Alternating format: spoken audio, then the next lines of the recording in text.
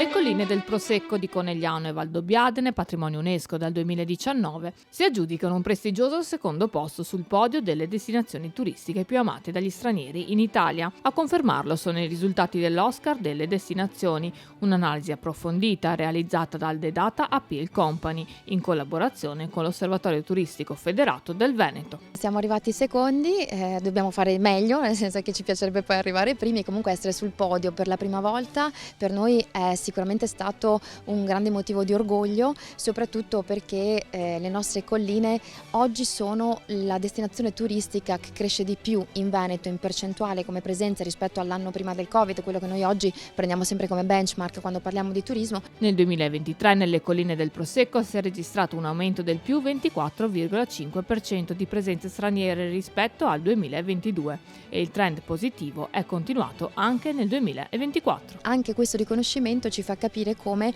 il lavoro che è stato avviato ormai 5 anni fa, quando siamo diventati patrimonio dell'umanità, insieme anche alle amministrazioni comunali, insieme agli operatori di settore, dei vari settori che vanno dall'alberghiero alla ristorazione, all'agricoltura, alle cantine chiaramente, sia un lavoro che sta andando nella corretta direzione. Un sito sempre più internazionale grazie al fatto che più della metà di presenze arrivano da oltre confine. Questo è un sito che comunque appilla a livello internazionale, cresce a 2 cifre come movimento turistico.